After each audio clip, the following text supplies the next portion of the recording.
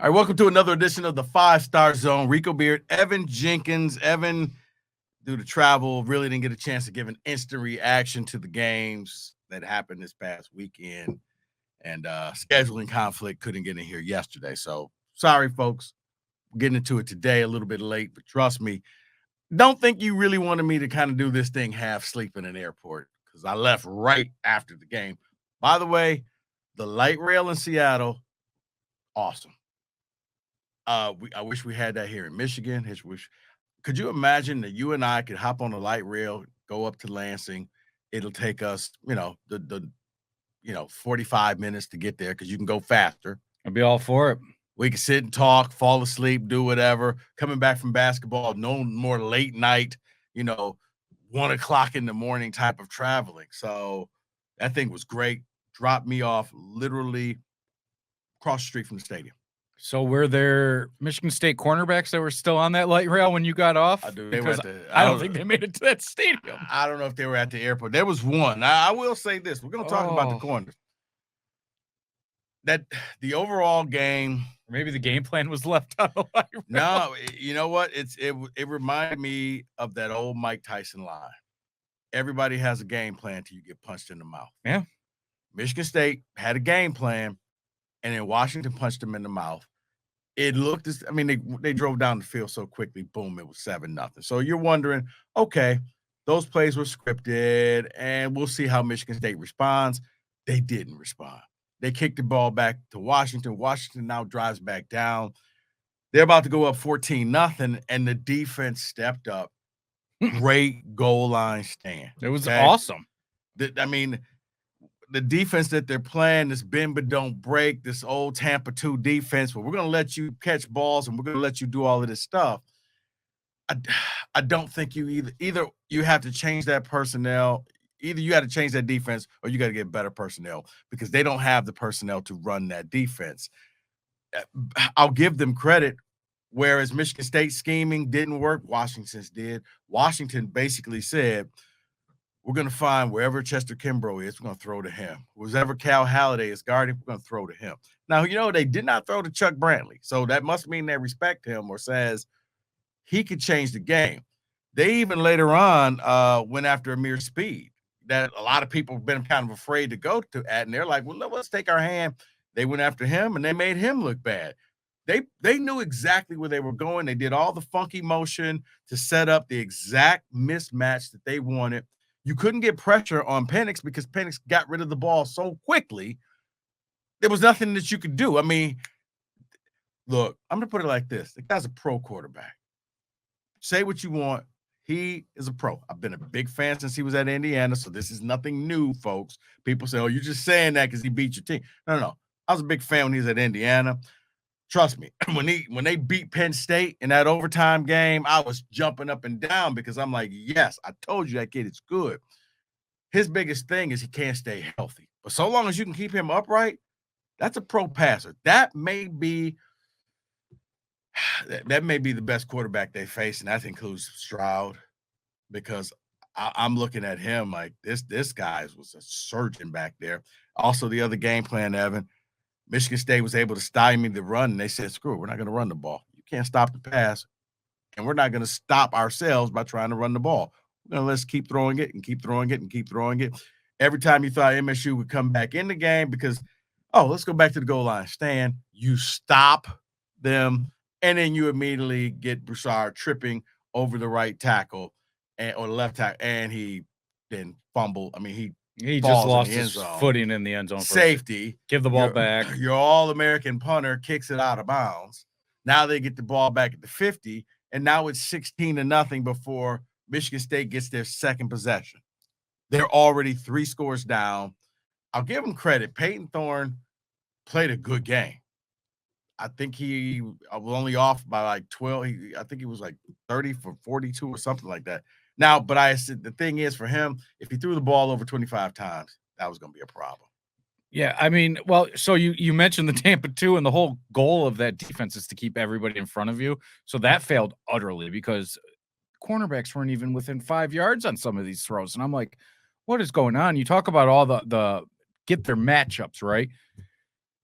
usually defenses are very well disguised. It's hard for a quarterback to decipher if it's man or if it's zone. The way that they were moving everybody around, you saw real quick that it was man on man, especially with that Cal Halliday. And you don't blame him because he shouldn't be put in that position where No, because at that point, honestly, that's probably Snow. Yeah. So, and it's like you don't want him defending a running back who it was, not a receiver, on the outside. And I thought he actually played decent defense.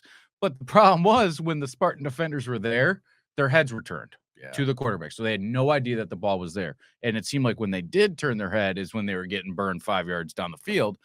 Then the offense, I was so blown away by them still trying to force the run.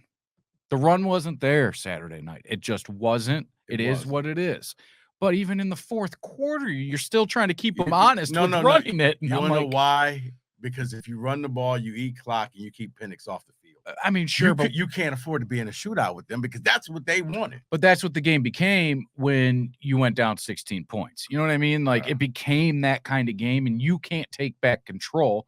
You have to play into their game plan, which obviously Washington knew exactly what they were doing with that defense. And it makes you wonder. And I know Mel Tucker had his press conference on Monday and talked about he's a horse bleep coach. And after watching that, he kind of was. I felt the same way where I'm like, what happened? Then there was times where they kind of get you excited. They got a little bit back into the game and then they fought back. Now, Tucker was happy after the end of the game. He was like, hey, we didn't quit. It wasn't like Ohio State because people are like, oh, they get their ass kicked. Let me preface that, people. I was at the Ohio State game. That was an ass kicking. Oh, it was. That was bad. You were never in that game. This game was a disappointment. This game was an embarrassment because you stumbled out the gate and you never can get your footing. You never can get back. The closest you got was, I think they got it within 8. They got it within 9 points. That's what it was. It was 9 points, and you got the ball back. And I mean, you had a 2-point conversion that Broussard dropped. I mean, that kid didn't play his best game. I would not have. He also got his bell rung too, but I would not have went for 2 on that play. But I'm like, okay, you went for 2, and it was like, bam, he was wide open, hit him right in the 3, off the nipples, I know. And he drops it. It was like Ron Rivera was watching that game and was like, you know what? That's a great idea. I'm going to go for 2 every time. But yeah, it's like, okay, with 6 minutes left to go in the game, you actually had an opportunity. This is where you missed Jaden Reed on the punt return. This is where you missed that other guy other than Keon Coleman because he had a big game. Man, they got punched in the mouth. They got to fix this scheme. I look at this defense, and it was deja vu from last year. Deja vu meaning they were the worst pass defense last year. It looked the same. I don't see the improvements that Scotty Hazelton has done. I thought a year into the system, maybe the guys have gotten this thing. I don't know if it's the talent. I don't know if it's the scheme. I don't know if it's the coaching. Something needs to get fixed. Now, Mel Tucker comes out, like I said, he went out there, he called himself a horseshit coach. What are you going to do about it?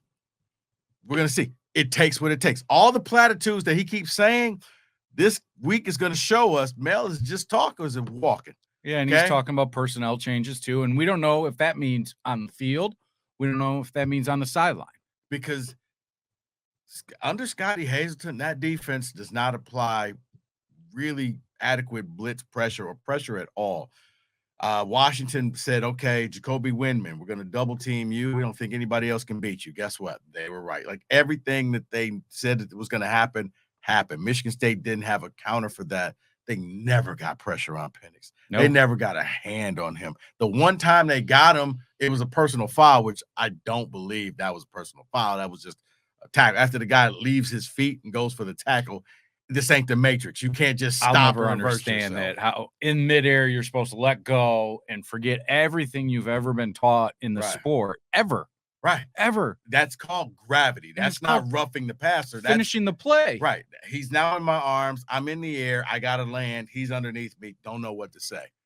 But yeah, I look at this Hazelton thing, and this has it almost feels like Scott Frost here, where I think it feels like his days are numbered unless things are going to change. And I don't know. This ain't the NFL where you could bring in free agents and people in the middle of the year. These are the guys that you got.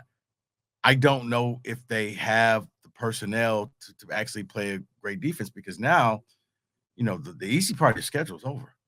Now you got a Minnesota team that's going to try to run the ball like crazy with Mo Ibrahim. Then the next week, you're going to fly out to Maryland, and now you're going to have Talia Tagovailoa, who is averaging 400 yards a game. Now, he's more like his brother, where it's a little more higher risk that plays, whereas, like I said, Penix is an NFL QB. I can stand in the pocket. I'm going to do this, and if I have to, I'll scramble, but I don't want to. And then after that, you get to graduate for Ohio State. So I would say Ohio State is going to be their next test. No, their next test is how do you bounce back from this? Mel, does it take what it takes? Can you do what it takes? Are you going to keep chopping and chop away some of the fat that we see out there on the defense? Because you can't have that type of thing. And knowing that there's some that are just waiting for your demise because you make too much money. It looks like you're in over your head. You can't go out there and just all of a sudden spot a team 22 points and expect to come back and win the game. You're not that good. I don't know how many teams in America really are that good. But they have to do something. The Scotty Hazelton thing, I don't know. I never really understood the fascination with him.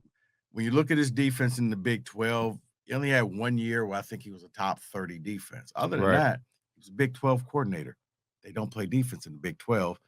And it kind of has rolled over where you look at this MSU defense, they don't really have an identity. They, you missed the days where Narduzzi was the press coverage and we're going to blitz the hell out the quarterback. No fly zone, blah, blah, blah. Right. This is more it feels like you start the game off in the prevent and you pray in the Tampa 2, you basically are hoping for the other team to make a mistake. Right. The problem is when the quarterback doesn't, Evan.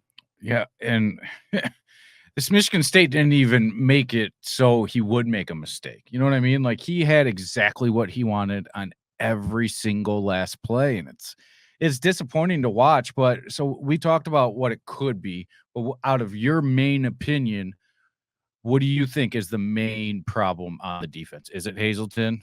Is it the players? Is it the scheme?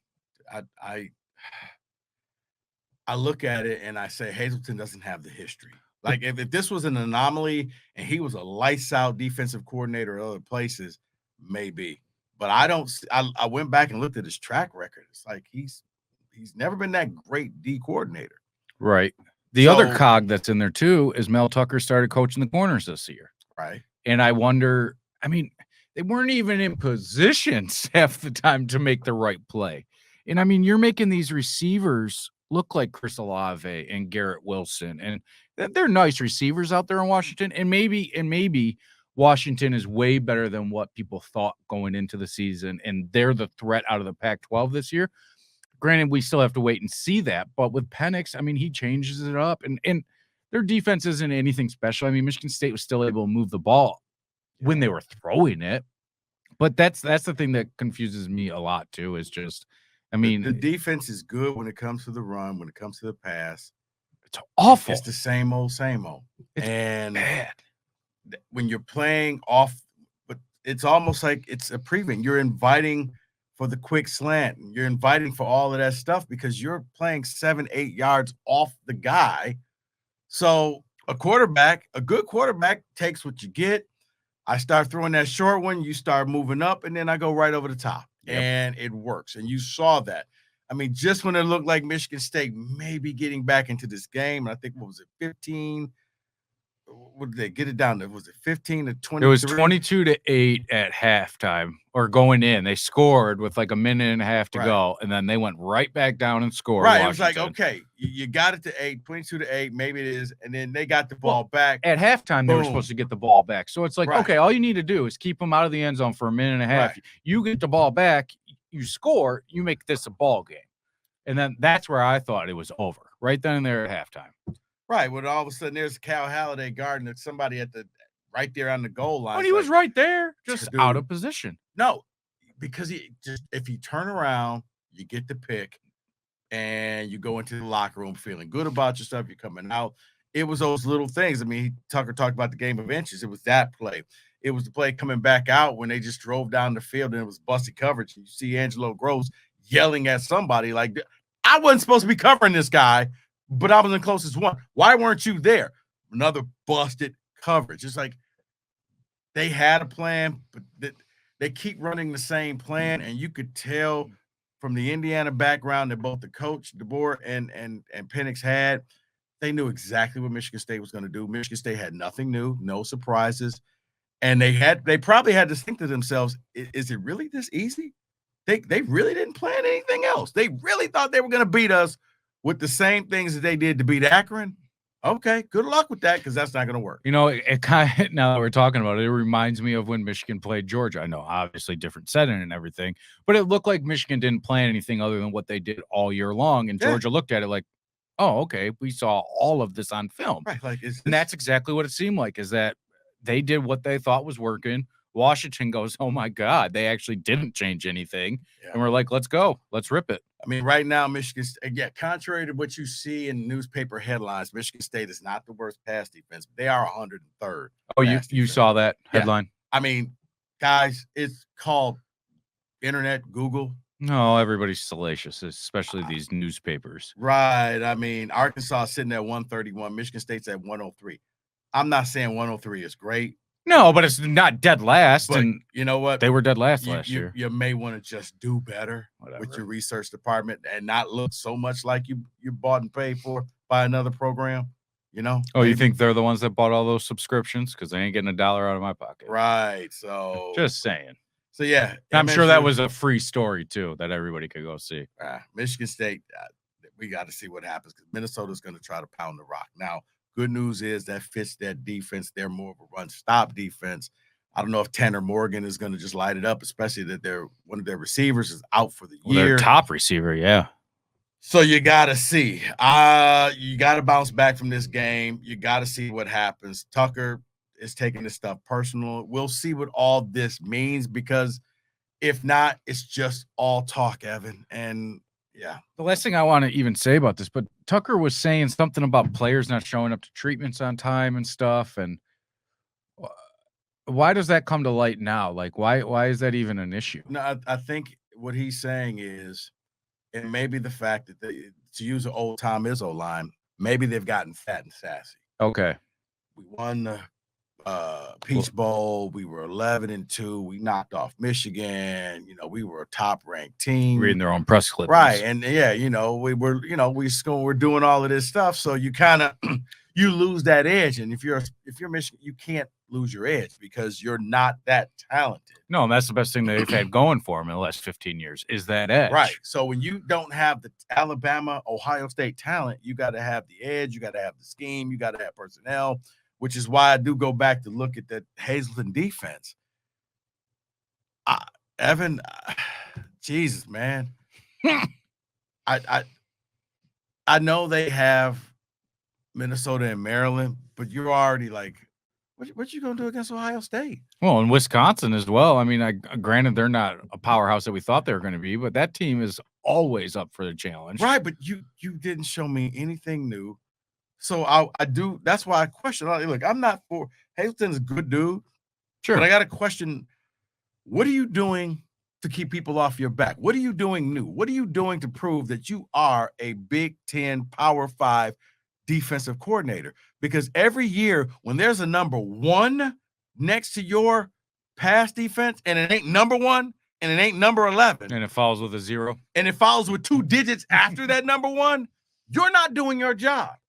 You at that point put your own self on the firing line. I understand why people are upset, because this is no different than what I saw last season. You just got different people. And this Kimbrough, same guy, he was getting torched last year. So you mean to tell me that none of the incoming freshmen are anything, that you're going to stick this was the best thing that you can come up with, the whole week of sleep deprivation and all of that stuff that you did, Yeah, it's all cute and fun and games until you go out there and embarrass yourself. Well, and we don't get to watch practice, but sometimes they say some kids shut down when the bright lights turn on. Dude, all I know was I'm sitting there on the sideline, and I could see Kimbrough he's getting toasted. Oh, yeah, I'm telling my wife, I'm like, watch 12. I mean, honestly, I just felt like handing him a toaster saying, here you go, man. I mean, there was one play where the receiver turned back.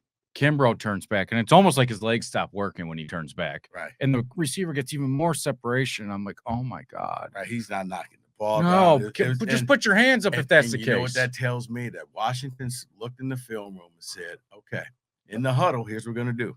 Whoever Kimbrough lines up over, you're getting the ball. Don't make any gestures. Don't do anything. Don't tap your helmet. None of it. I see it. Mm-hmm. I can read. 1, 2. I see him.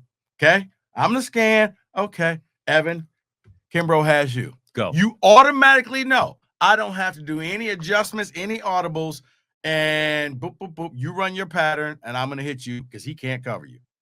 Until they took him out the game, they brought back Ronald Williams.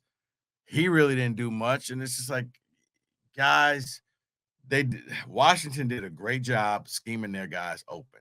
That's what you do when you don't have that type of talent. I would like to see them take advantage of mismatches on defense and honestly on offense as well. Why don't you guys take advantage of mismatch and do things like, I mean, I look at Ethan Hunt. I mean, great story, walk-on kid, Bob, punter, tight end. 2-yard receptions. You mean to tell me that Malik Carr isn't more athletic than Ethan Hunt? Like this is where you start to fall into that D'Antonio. I'm just going to put the good story out there instead of the best player. I see Malik Carr make a catch, and then I see him run down the field. I see him stiff arm people. I see him dragging folks down. He had 2 plays in that game. That's wild. Like, I don't know if they're necessarily putting the best people in the best position out on the field.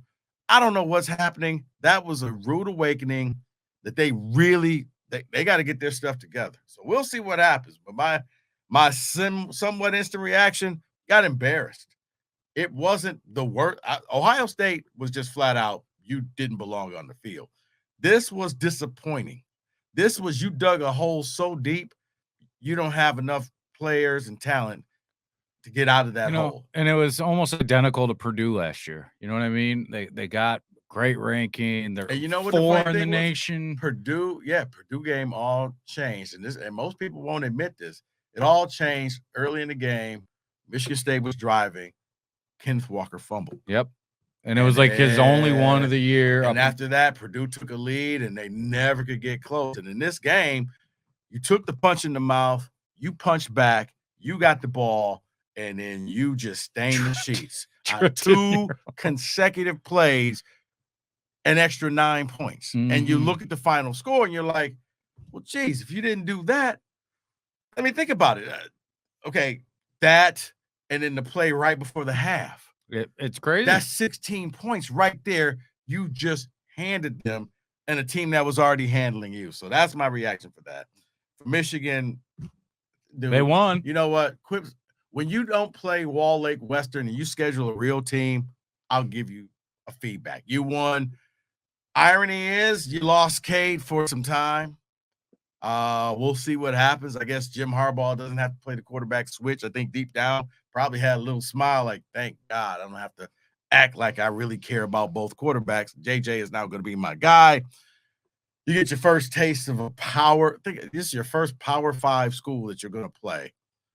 And that's going to be coming up against Maryland. And you're still 16.5-point favorites. So what does that tell you? It tells me bet the over is going to be a shootout. I don't think you're going to see a ton of defense.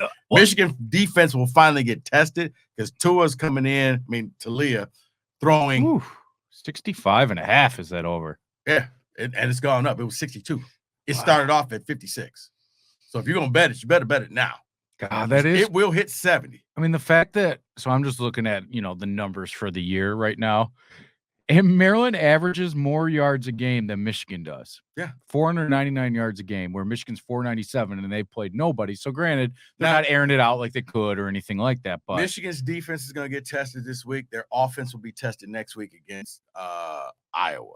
Yeah, it's going to – if you could combine the two, you might have a real good game. So, yeah. But But, we talked about it last week about Iowa was giving, 24 points to Nevada, and they won 27-0. They covered. Now, I said take the under. I felt safer with the under. Yeah. The under was 39.5. Easy, Didn't even man. come close.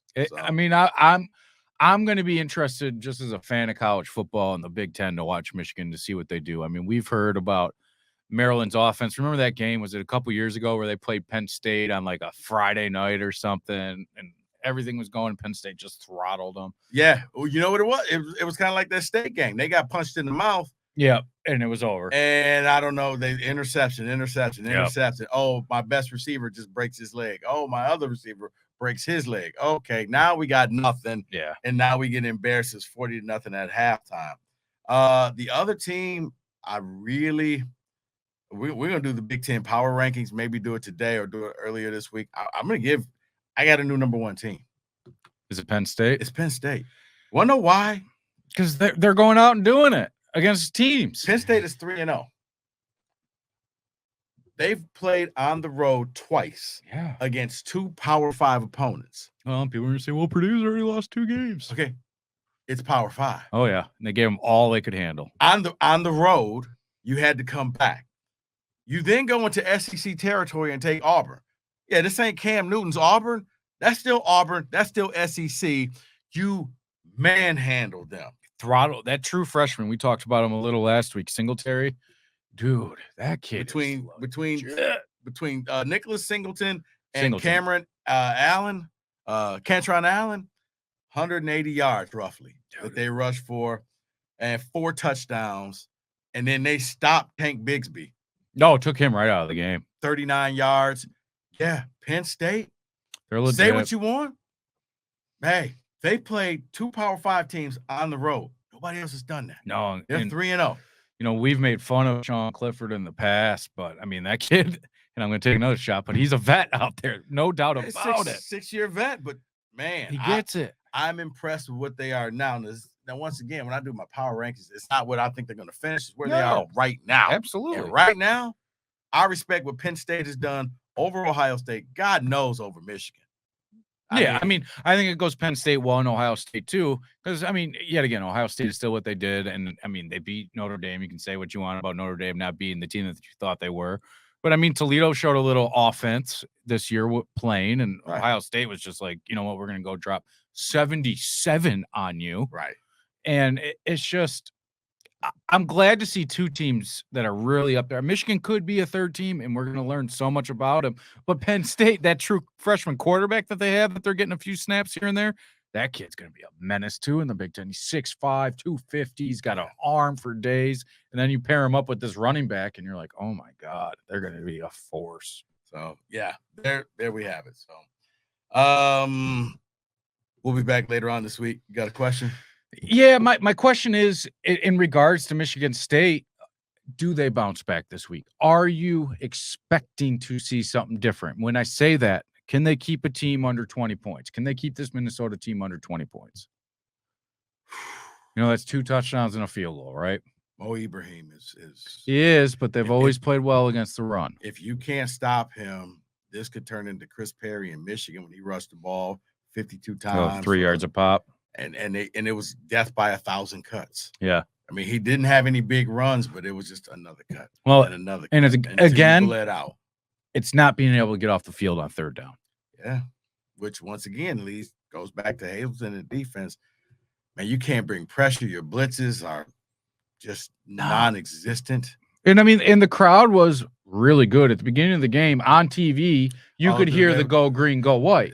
Evan, I was there. There was probably a good 25,000 Spartan fans. It wasn't all sold out. There were some empty seats. You could see there was a section, one of the end zones that was pretty empty. And at first I was like, maybe that's the band. No, it was 2 sections, like, almost like receding hair, like on the side. It looked like me. It was coming down. And the fans were ready to erupt. They were out there. They were ready to paint that place green. And they got kicked right in the nuts and never got back up. Just like that whole shocker. So, yeah, I thought maybe they could seal it at the end, but that wasn't going to happen. It is a show me game for every single person wearing green and white in East Lansing, right? Yeah. From all the way from Mel Tucker to the punter, They need to show that this team is not the same team. I mean, I was glad to see emotion out of Mel Tucker. Now, it's monotone emotion. I understand that. But just the fact that he went on that podium, called himself a crap coach and needs to do better, and at least he sees it, right? There's a lot of coaches that we know, well, we got to do better. We got to prepare better. Yeah, it's ultimately on me, saying all the cliche crap. Mel Tucker's like, I suck. It's personal. I need to take it personally. And I don't care about the money. Money don't mean anything to me. I'm not paying it. You're not paying it. It's not like the kids that are going to school are paying it. People with that kind of money are the ones paying it. And guess what? 5 years from now, that's not even going to be close to one of the highest paid coaches in college football. It's not even close now. He's already, I think, like fifth or sixth. But in 5 years, he's going to be 20. You know what? It's like NFL quarterbacks. It's whoever's sitting in the seat at the time is going to be the highest paid until the next person sits in the seat. I mean, Matthew Stafford was the highest paid quarterback in the history of the NFL and didn't win anything. Yeah, people look, for what he's done, the COVID year, he counts it. I just kind of disregarded it. Like, look, dude, you took the job. You couldn't even meet with your players. It was 6 scrimmages or 5 scrimmages. Right. You didn't meet your players until September. And to shake their hand with a mask on and probably had latex gloves and say, hi, I'm your coach. Other than that, it was all Zooms. It was all this. The next year, he comes out. He's 11-2. And you know what? And maybe that was, lipstick on a pig, right? And Kenneth Walker overcame some of that stuff. And maybe he did. The Michigan game, I would flat out say, without Kenneth Walker, they do not win that game. But you can't convince me against Rutgers or Miami. Northwestern and Miami. He didn't shut the house down because that was more. I mean, Naylor was there and Reed was there, but they're better than an 8-win program every year, and that's what you got to see out of them, right? Right. In order to do that, you got to win some of the 50-50 games. They lost one. I thought that was a 50-50 game. This one's a 50-50 game against Minnesota. We'll see what happens. Minnesota's favorite as of now. Like 3 points. We'll have to see what happens with Reed, whether he's going to be back. Look, man, if you saw what happened, he hit that bench hard. And he hit it perfectly on the corner. Well, yeah. At full speed, and the corner went into him and caused this deep cut. So for all the Tommy Tough guys saying, well, just put a Band-Aid on it and get him out there, dude. I'm quite sure he had to get stitches. I don't think you want somebody with their helmet, coming up to you, plowing you right into your stitches, and then now they reopen. It's that. You got shoulder pads on you. We don't know where that cut is on his back. It's somewhere on the back, right? And they probably have the lower back padding there. All of that's going to rub on it, so... Yeah, we'll just shoot him up. It's like, guys, if it was that easy, I'm sure he would have. Yeah, until the blood is coming through his jersey, and everybody's then going to criticize Mel Tucker for playing an injured kid. He's captain. Now he's just pulling a Kurt Schilling. Yeah, the bloody sock. Or it goes the other way, and they call on Dave Brandon when he played Shane Morris with a concussion. It's a lose-lose, right? And especially Michigan State, it's always polarizing. I mean, Izzo yells at Aaron Henry on the bench, this guy's trying to kill the kid. Right, it's self-esteem, and we got to get him help. And Henry's like, what are you talking about? Yeah, it's hopefully you have Reed back. You got Jacob Slade because you missed him on the D-line. We'll have to just wait and see, Evan. So we'll be back later on this week with a preview of the upcoming Saturday. But until then, guys, keep subscribing, keep liking. You know what? Not just us, Cash the Ticket, all the other podcasts that are out there. For Evan Jenkins and Rico Beard, thanks for listening and watching the 5 Star Zone.